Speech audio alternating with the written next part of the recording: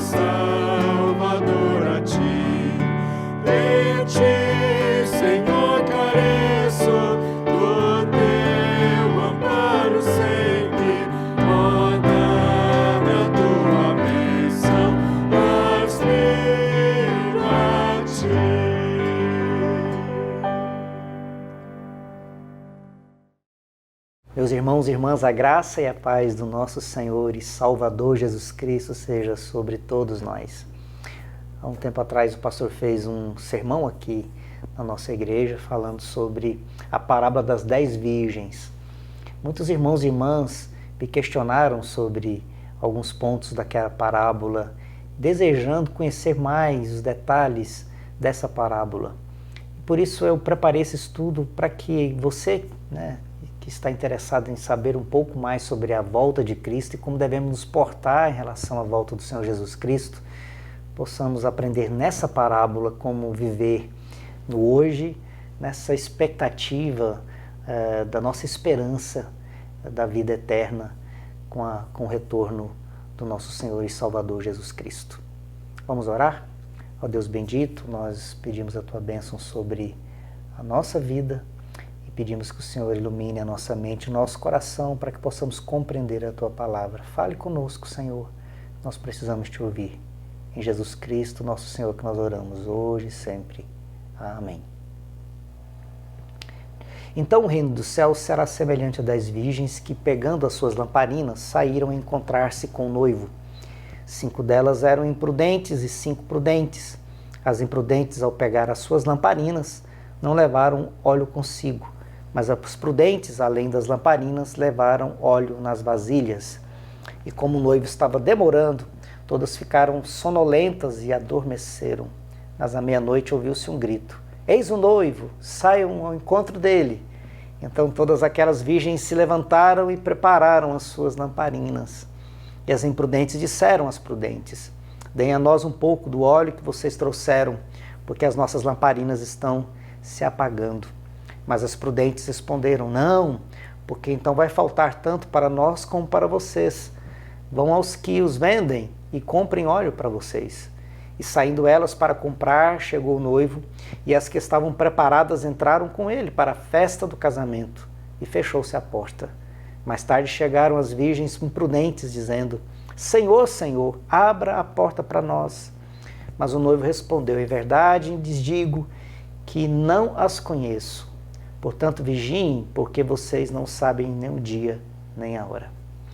Você já deve ter recebido, nesses dias de isolamento social, várias mensagens de texto, ou mesmo mensagem de vídeo, ou assistiu a alguma pregação que relaciona o Covid-19, a praga dos gafanhotos em direção ao nosso país, com a volta de Cristo. Quase sempre quando acontece algum tipo de situação nova, alguma pandemia, alguma situação inexplicável, aparecem mensagens e mais mensagens falando sobre o retorno de Jesus. A questão é que será que a nossa busca da vida cristã tem que ser assim, né? Nós temos que viver a vida cristã buscando sinais da volta de Cristo, tentando interpretar esses sinais, se Cristo está voltando. Parece que algumas pessoas têm muita curiosidade com relação a isso e passam o tempo todo procurando sinais de que Cristo estaria voltando. Mas será que essa é uma indicação bíblica? Será que nós temos na Bíblia alguma indicação nesse sentido, que deveríamos ficar o tempo todo preocupados, ansiosos com relação à volta de Cristo? Jesus disse exatamente o contrário disso, quando em Mateus 24, ele nos conta que muitos dirão que ele estaria ali, estaria no deserto, então muitos correrão para o deserto atrás dele. E no verso 6, nós podemos ler do capítulo 24 assim, né? Eis que ele está no deserto, e não vão lá, ou se disserem, eis que ele está no interior da casa, não acreditem. Verso 27 do capítulo 24. Porque assim como o relâmpago sai do Oriente e brilha até o Ocidente, assim será também a vinda do Filho do Homem. O que Jesus está dizendo no capítulo 24? Né? Que muitos aparecerão com tentativa de interpretar os sinais, dizendo que Cristo estaria ali ou estaria a colar. Mas o verso 27 diz assim, ao contrário disso, né? Ao contrário dessa volta que precisa ser interpretada por algum tipo de sinal, o fato é que na volta do Senhor, né, assim como o relâmpago que sai do Oriente e brilha até o Ocidente, assim será a vinda do Filho do Homem. Será algo tão fabuloso que não haverá necessidade de que ninguém interprete qualquer tipo de sinal, mas ao mesmo tempo será um fato imprevisível, assim como o relâmpago na compreensão do texto, verso 27 do capítulo 24, vai nos mostrar isso, né? Que é um fato que não pode ser predito, previsível. Né? A parábola das 10 virgens está nesse contexto do capítulo 24. Você não pode ler o capítulo 25 separado do capítulo 24. O capítulo 24 e 25 formam um todo dentro do Evangelho de Mateus. Esse é um dos princípios básicos da compreensão do Evangelho de Mateus com relação à volta de Cristo. Você tem que ler esses dois capítulos juntos. Não se pode falar das parábolas das 10 virgens sem compreender que essa parábola está no contexto do capítulo 24, no qual Jesus está falando sobre a sua volta. Veja aqui no capítulo 24, os versos 3 a 4 diz assim: Jesus estava sentado no Monte das Oliveiras, quando os discípulos se aproximaram dele e em particular lhe pediram: diga-nos quando essas coisas vão acontecer e que sinal haverá da sua vinda no fim dos tempos. Olha aí, né? Os discípulos preocupados com os sinais. E Jesus respondeu: tenham cuidado para que ninguém os engane. Jesus fez uma advertência, né? Muitos estarão procurando sinais, mas que ninguém vos engane, tentando identificar esses sinais. O capítulo 24, verso 42 a 44, Jesus então traz uma conclusão, depois de dar vários ensinamentos a esses discípulos sobre o fato que é claro aqui no capítulo 24, é que a sua volta será repentina, não previsível. Portanto, todo o chamado do capítulo 24 e 25 tem como centro uma única coisa: se a sua volta é imprevisível e não se pode interpretar sinais para a sua volta, o fato é que todos aqueles que amam a Jesus devem permanecer vigilantes, numa espera fiel à sua palavra e vigilantes, posto que não se sabe quando ele voltará. No capítulo 24, versos 42 a 44, nós podemos ler assim: portanto, vigiem, porque vocês não sabem em que dia virá o Senhor de vocês. Porém, considerem isto: se o pai de família soubesse a que hora viria o ladrão, vigiaria e não deixaria que a sua casa fosse arrombada. Por isso estejam também vocês preparados, porque o Filho do Homem virá a hora em que vocês menos esperam. É nesse contexto que está a parábola das 10 virgens.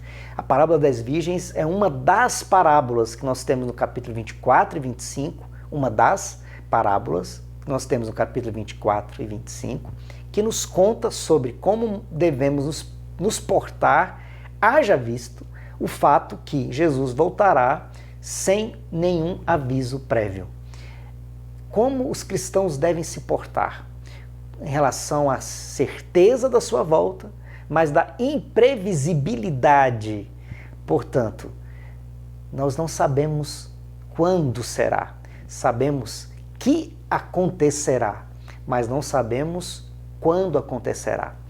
E é nesse contexto que a parábola das 10 virgens nos ajuda, como uma dessas parábolas, a trazer o mesmo sentido. Todas as parábolas têm características diferentes, mas para reforçar o mesmo sentido, né? o mesmo conceito, que é o conceito de estar preparado, vigilante, porque nós não sabemos quando Cristo voltará. Verso 1, então, do capítulo 25. Então o reino dos céus será semelhante a 10 virgens que, pegando as suas lâmpadas, saíram a encontrar o noivo. É interessante que o texto então começa nos falando que são 10 virgens. Quem eram essas virgens e por que são 10? Primeiro, essas mulheres possivelmente foram contratadas ou convidadas pelo noivo para a festa do casamento para servirem como damas de honra da noiva.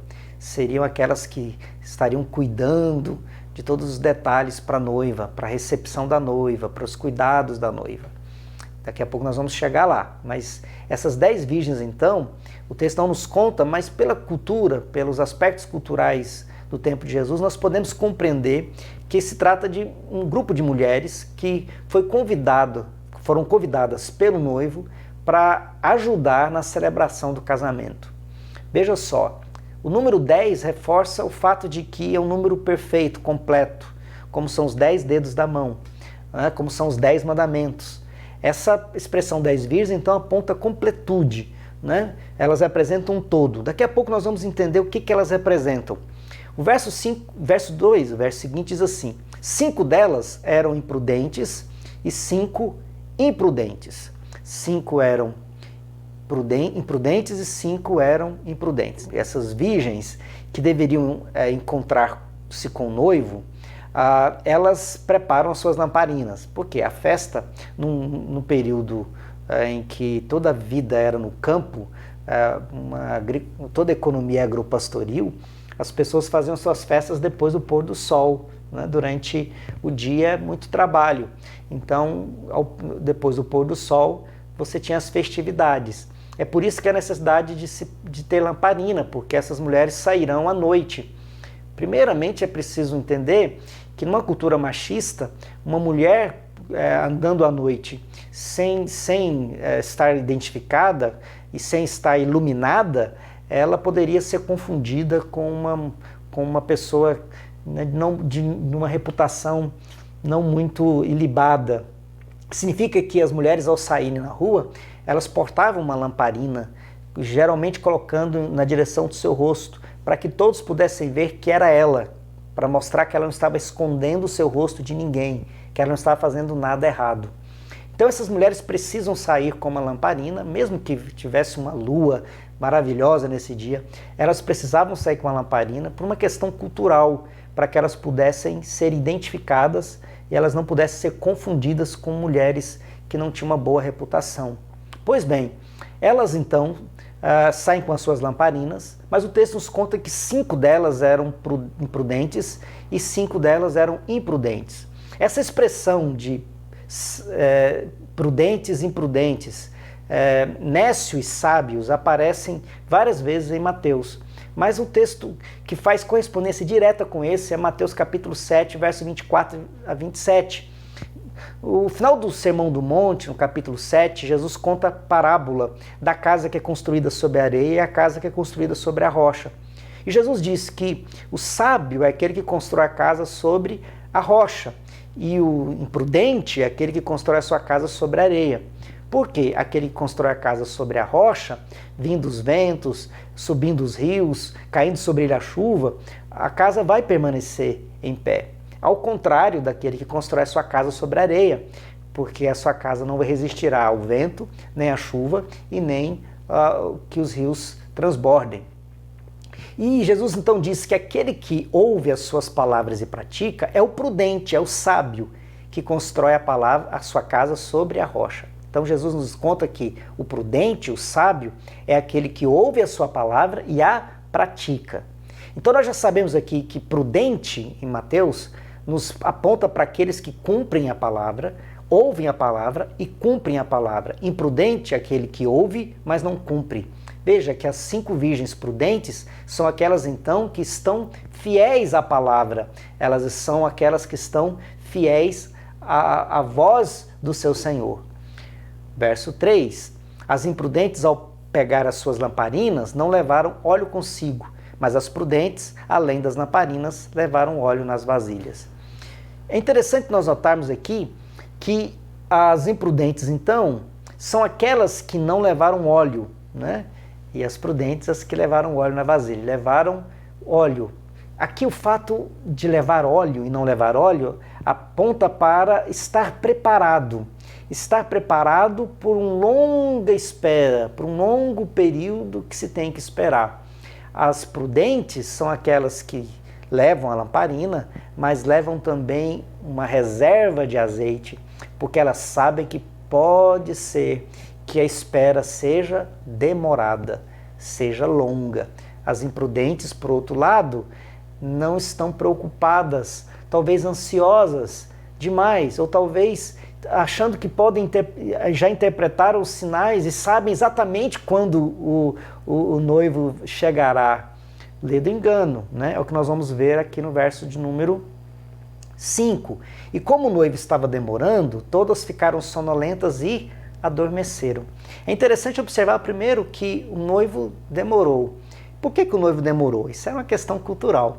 O casamento, no tempo de Jesus, passava por uma série de situações, né? O noivado, que já era quase um contrato pré-nupcial, mas no dia do casamento, o noivo saía com um comboio de familiares a cavalo, né? Ou montados em jumentinhos, e iam até a casa da noiva, que poderia ficar no outro lado da cidade, ou mesmo ficar numa longa distância, numa outra localidade, né?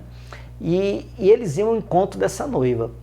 Ao chegar na casa do pai da noiva, começavam as tratativas, né? Você tinha muitas tratativas, decisões sobre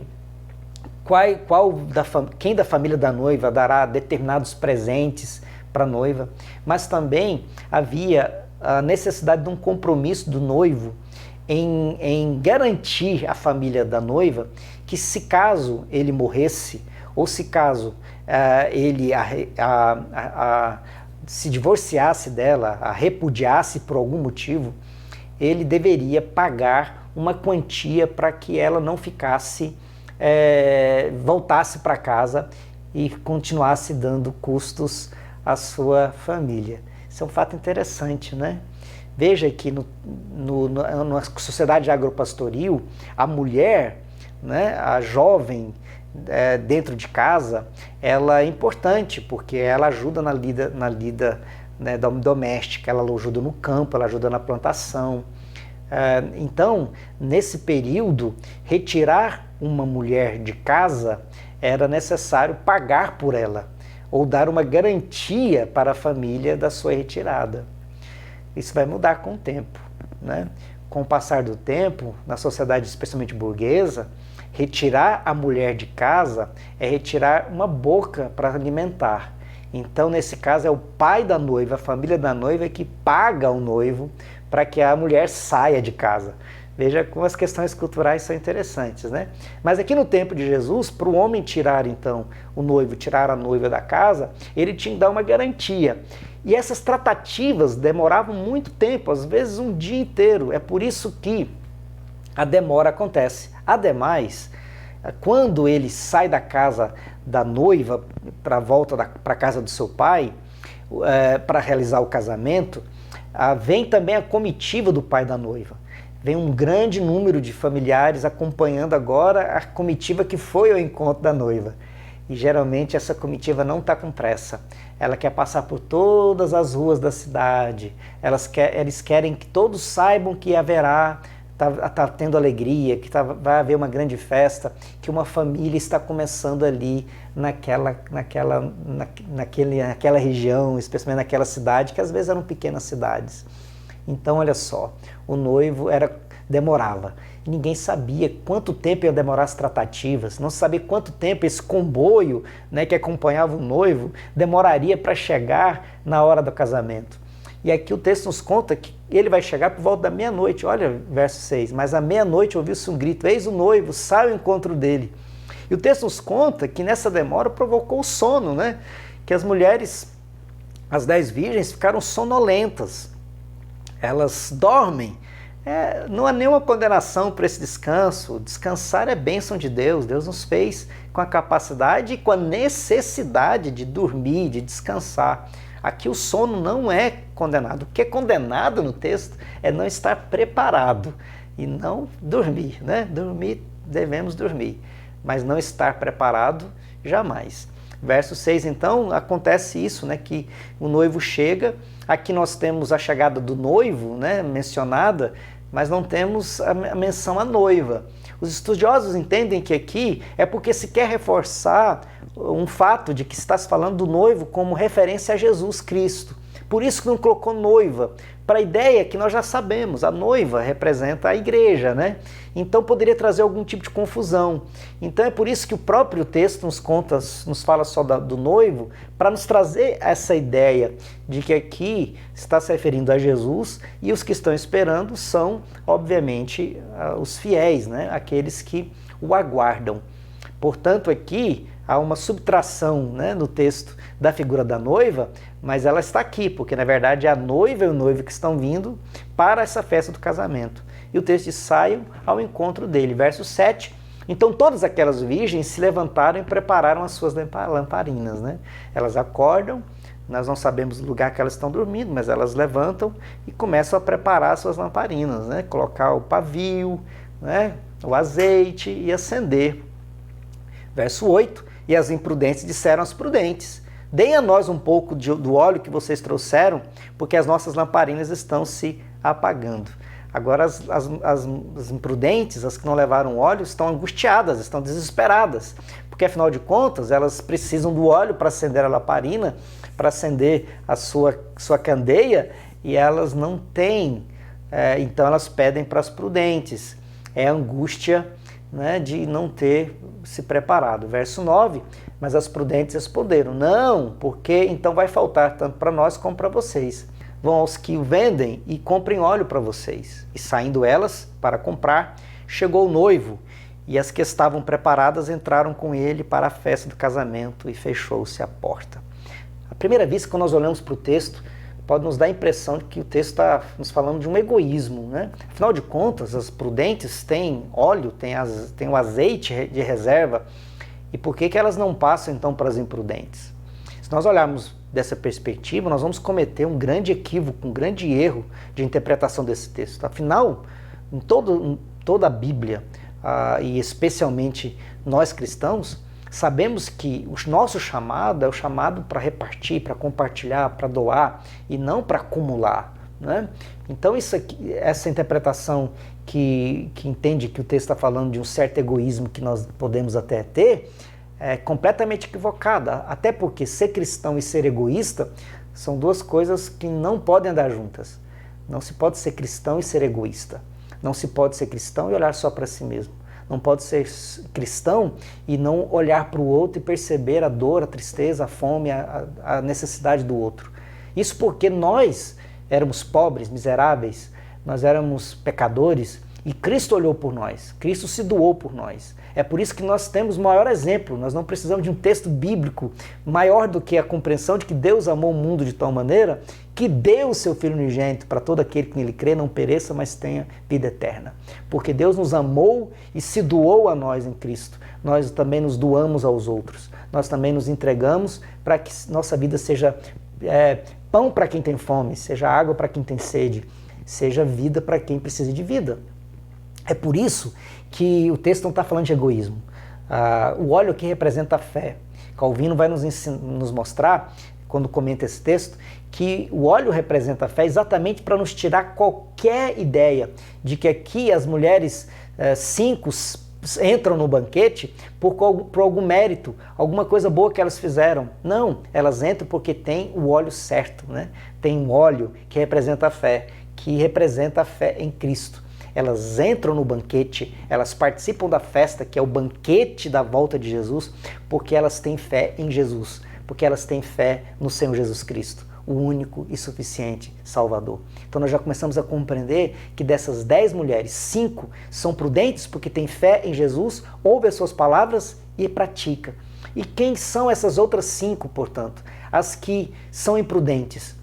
Os estudiosos estão convictos que elas se referem a todos aqueles que não creram em Jesus como Messias. Portanto, é uma palavra aos judeus que ouviram a palavra de Jesus, que ouviram os ensinos de Jesus, que viram sinais de Jesus, mas não creram em Jesus. Ele veio para os seus, mas os seus não quiseram, os seus o rejeitaram.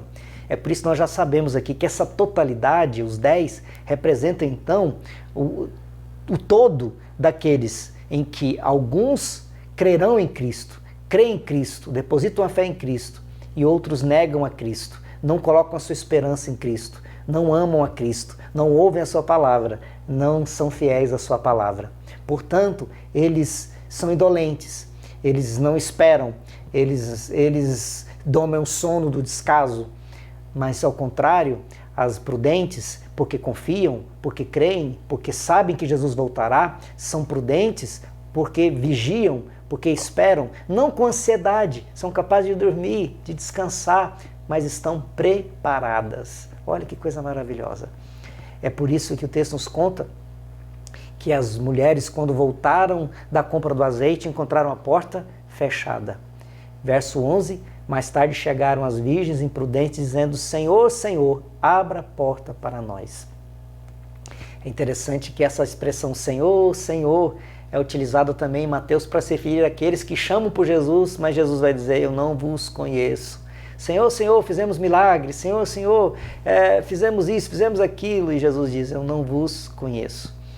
Essa expressão de chamar 2 vezes Senhor, Senhor em Mateus representa uma fé falsa, uma fé pela metade, uma fé apenas de palavra, de boca, mas não uma fé do coração. Mas há um suspense, e o suspense do texto é: o noivo deixará entrar ou não as mulheres imprudentes? Qual final você daria? Você as deixaria entrar ou você não deixaria entrar? O fato é que essa decisão não é sua nem minha. Não somos nós que vamos deixar ou não que as mulheres entrem. O fato do suspense que Mateus nos mostra, que o Evangelho nos mostra, que a parábola nos mostra, é que essa decisão nós precisamos tomar na nossa vida. Nós vamos correr o risco de viver a vida toda sem ter o azeite para ter a porta aberta, ou nós vamos dormir o sono da indolência, do descaso, e não nos prepararmos por saber que Ele voltará. É por isso que eu quero terminar com algumas perguntas, algumas reflexões para o seu e para o meu coração, para que a gente possa levar esse texto para o coração e para a vida. Primeiro, nós aprendemos que os sábios são aqueles para os quais a esperança do amanhã marca o presente. Isso fala muito no meu coração no texto. Os sábios são aqueles que a esperança do amanhã, a esperança da volta de Cristo, marca o presente. Os cristãos não são ansiosos, eles não vivem na angústia. O que faz isso são teologias distorcidas, a teologia do medo. As pessoas ficam tentando procurar sinais com medo que Jesus vai voltar. E aí ficam ansiosas, preocupadas, neuróticas. Essas neuroses são frutos de teologias ruins, péssimas, né? Como deixados para trás, arrebatamento secreto, coisa que não existe. É só ler o capítulo 24 para saber que essas coisas elas só existem nos filmes, nos livros de ficção, mas não na Bíblia. Na palavra de Deus não tem isso. O Senhor voltará em glória e todos verão. E aqueles que creem em Jesus vivem agora marcados pela esperança, sabendo que Ele voltará. E essa certeza da volta de Cristo marca o hoje com essa alegria de saber que eu posso até descansar, posso até dormir, posso ficar seguro, calmo, tranquilo, suave, como diz o hino. Porque quando Ele voltar, eu tenho o óleo. O que é o óleo? A fé que Ele é o meu Senhor e o meu Salvador. E por segundo, né, segunda questão para a gente conversar, é que esse caminhar com sabedoria, né, garante o verdadeiro descanso. Eu quero reforçar isso, porque a volta de Cristo não é uma questão que deve produzir em nós neurose, angústia, medo. Não é essas mensagens de WhatsApp, esses videozinhos que ficam passando por aí, né, eles provocam medo, ansiedade, falando de coisas absurdas. Nada disso. Vamos tranquilizar o coração. Tranquilizar o coração é viver nessa sabedoria que garante que ser sábio é colocar o coração em Cristo e descansar em Cristo. Isso produz descanso, porque essa certeza nos produz a garantia de que na sua volta nós estaremos no banquete. Olha que coisa linda. Por último, ao invés de buscarmos por sinais, devemos estar preparados com o azeite que garante a entrada no banquete. Isso aqui é para terminar a nossa conversa. Aqueles que estão preocupados com sinais deveriam estar mais preocupados em estar vigilantes e preparados, ouvindo a palavra do Senhor, sendo fiéis à palavra do Senhor, vivendo no descanso que o Senhor nos dá. A busca por sinais produz neurose. A busca por sinais produz gente angustiada, com medo, ansiosa. A certeza que nosso coração está em Jesus nos produz a certeza que o nosso coração está no Senhor Jesus, que a nossa fé está nele, que nos comprou com o seu maravilhoso sangue, derramou a sua vida pelo nosso resgate. Essa segurança nos traz o descanso de saber que o banquete está preparado, não por aqueles que buscam sinais, mas por aqueles que esperam pelo noivo com azeite. Que Deus possa nos abençoar, que Deus possa abençoar a sua vida e a minha vida, para que não falte jamais no nosso coração a fé, não a fé na fé, mas a fé em Jesus, que nos garante, agora no nosso tempo, uma esperança viva e a certeza de que estaremos no grande banquete. A porta não se fechará para você se os seus olhos estiverem em Jesus. Vamos orar? Obrigado, Senhor, pela Tua palavra, e nós te bendizemos porque a Tua palavra nos alimenta, nos dá segurança, nos dá vida. Obrigado, Espírito Santo, porque o Senhor que inspira o nosso coração para podermos compreender a Tua palavra. Então abençoa os meus irmãos e minhas irmãs e faz nosso coração descansar em Ti, Senhor, para a glória do Teu nome, hoje e sempre. Amém.